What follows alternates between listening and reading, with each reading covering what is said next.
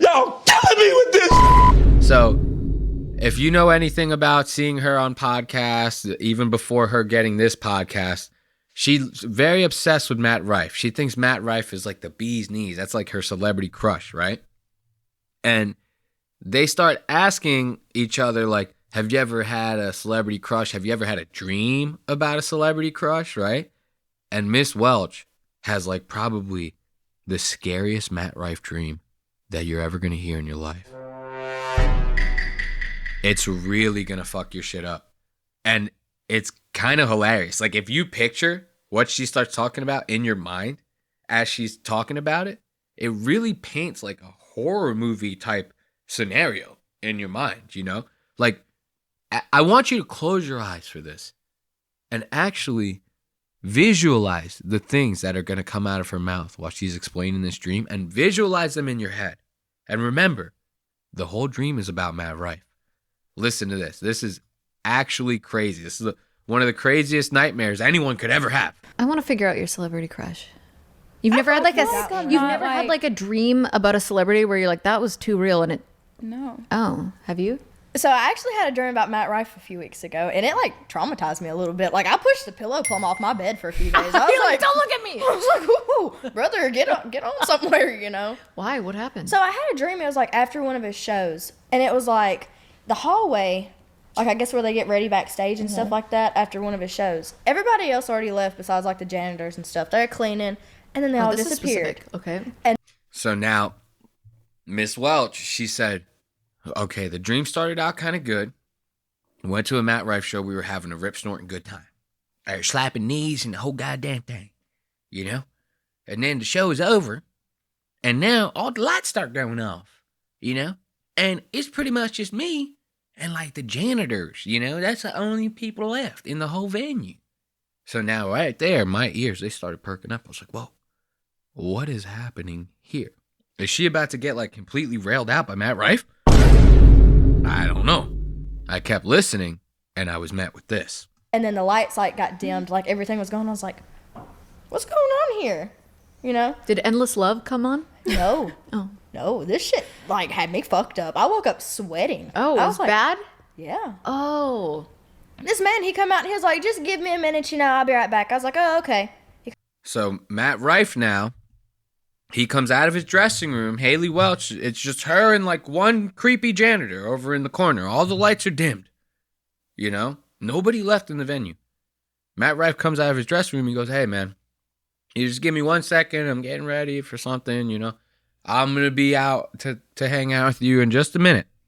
So that's the vibe that we're getting here. Does it get crazier? Yes. Oh. This man, he come out and he was like, just give me a minute, you know, I'll be right back. I was like, oh, okay. He comes back and he's like looking at me awful weird. So I was like, okay, I need to get away from him. I start running from him and hide in this closet, and there's a bunch of dead girls in this closet. Jesus Christ. What the fuck? So, right there, Matt Rife, she says that he comes back out, he starts giving her the creepy eye. You know, like one of those Nikocado avocado stares. He starts getting real weird on her. Right? And she picks up on this in the dream. She's like, whoa, what's happening here? You're starting to freak me out, buddy. Like, please, can we be cool? You know? But he keeps giving her the look. He starts chasing her down the hallway. She hides in a closet. The closet is full of dead women. Where are all those dead women coming from, huh? Huh? Riddle me that, Batman. Riddle me that. Get away from him. I start running from him and hide in this closet, and there's a bunch of dead girls in this closet. When I get in it, he's like killed, you know. And I'm like, what the fuck? He opens the door and finds me, and I like dart in between his legs and run out, and then I'm in a. Oh, that is scary. So she's in the closet right now. Now she's in the closet with a bunch. There's dead women everywhere. Matt Rife has slaughtered them all. You know, and he didn't do it with crowd work. I'm gonna tell you that right now. He didn't do it with the crowd work. So she's in the closet, bunch of dead girls. Matt's in the hallway, you know, sniffing her out. He's trying to find her, and he's closing in. You know, he's getting real close. Now he gets to the closet door, and he rips it open, and she freaks out. you know? She darts between his legs to try to escape. This is the fate that she's found herself in this horrific nightmare with Matt Rife, you know? Listen close as this horror unfolds. Fuck. He opens the door and finds me, and I like dart in between his legs and run out, and then I'm in a cornfield somehow. And then he runs out with an axe and starts like cutting on my ankle. And I was like, what the fuck? And So Matt Rife, he starts cutting on her ankle.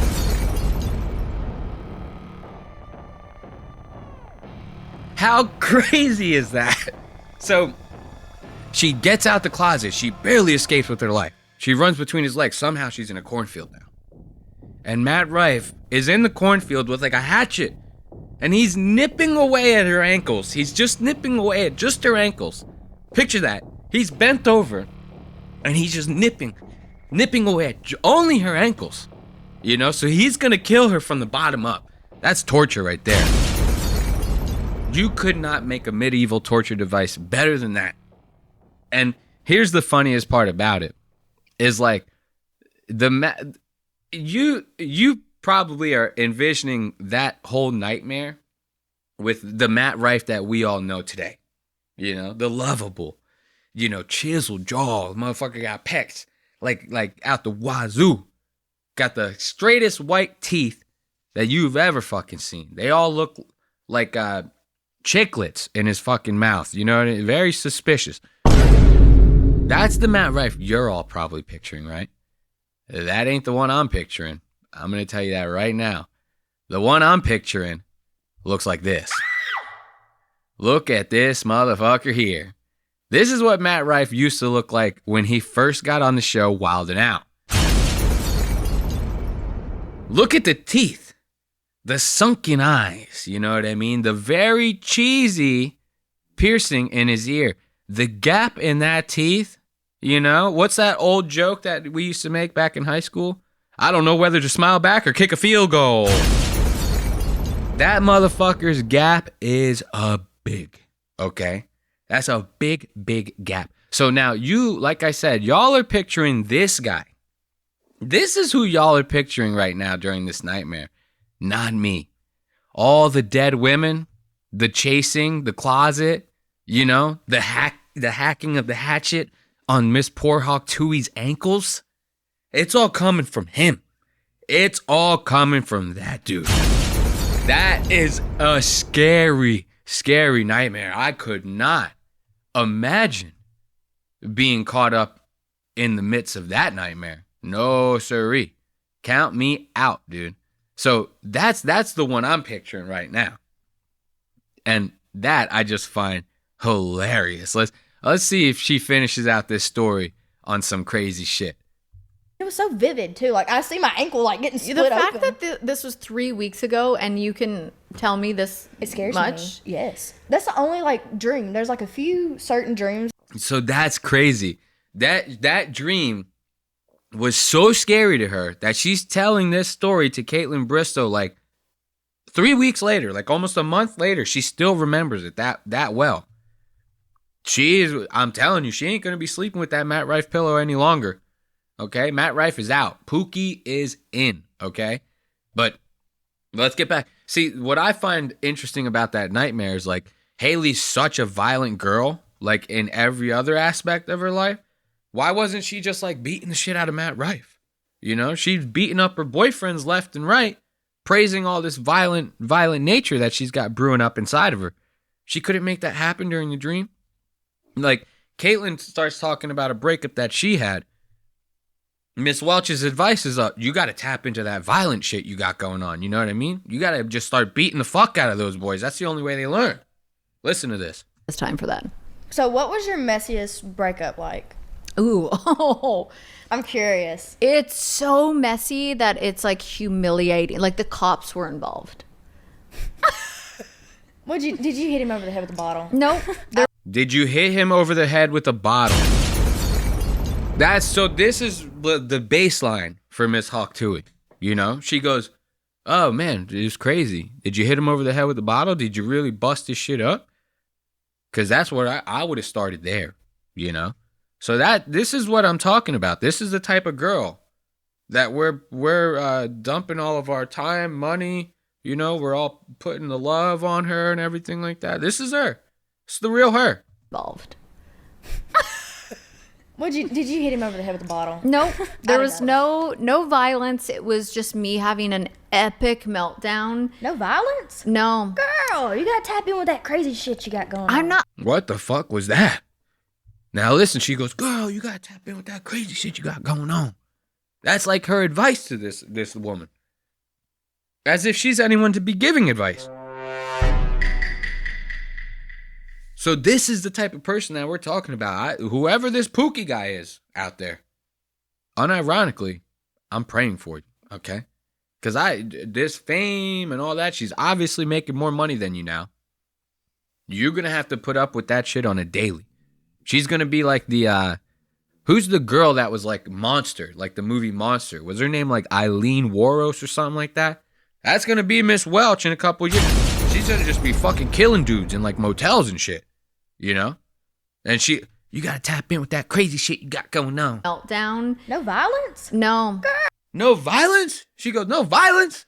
What the fuck kind of breakup is that, no violence? Girl, you got to get violent. It was just me having an epic meltdown. No violence? No. Girl, you gotta tap in with that crazy shit you got going on. What the fuck? You got to tap in with that crazy shit. You got to tap in with that crazy shit you got going on. What you doing if you ain't beating the fucking shit out of them? What are you even doing? I mean, do y'all even really love each other if you're not just hauling off on your boyfriend on a daily basis for like any little thing that he does? Come on. I mean, what kind of woman are you? You know? Like, that's the vibe that I'm getting here. You know what I mean? I really feel like this is her, like, first resort. Like, it's not the last one is violence. It's the first one. She wakes up, she chooses violence.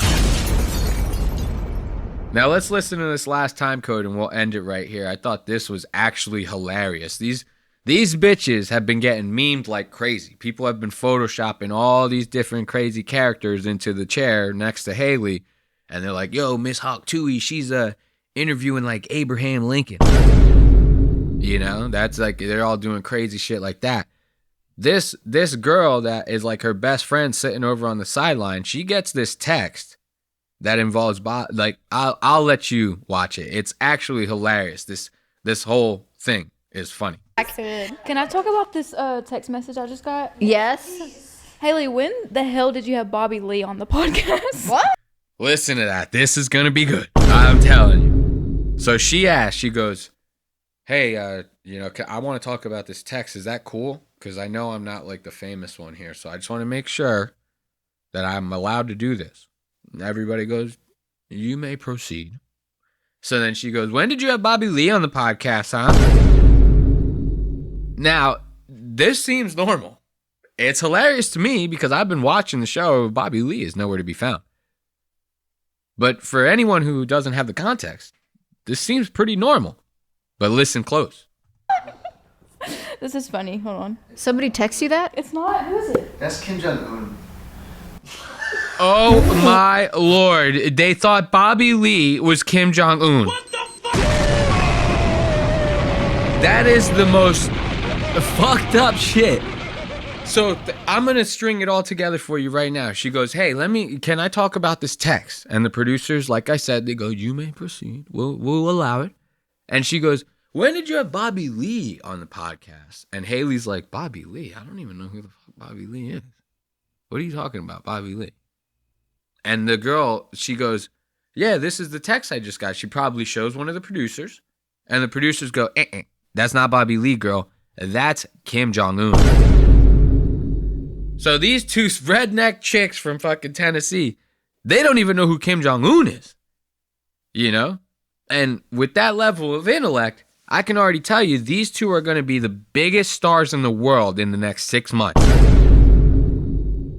But that to me is just hilarious. To say, when did you have Bobby Lee on the podcast? It's Kim Jong-un the whole time. Talk about this text message I just got. Yes. Haliey, when the hell did you have Bobby Lee on the podcast? What? This is funny. Hold on. Somebody text you that? It's not. Who is it? That's Kim Jong-un. That's Kim Jong-un. Look at the meme. This is the meme that she's talking about. Somebody texts her this, right? They text Haliey's friend this as a joke. And Haliey's friend immediately not only thinks that this is real, she also thinks that it's Kim Jong-un.